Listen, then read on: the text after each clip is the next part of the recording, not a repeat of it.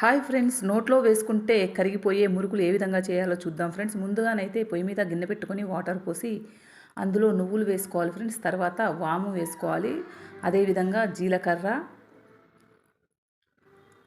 అదేవిధంగా కొంచెం సాల్ట్, కారం.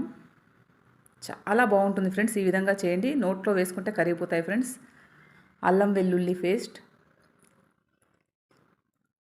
ఈ విధంగా వేసుకొని వాటర్ని అయితే కలుపుకోవాలి ఫ్రెండ్స్.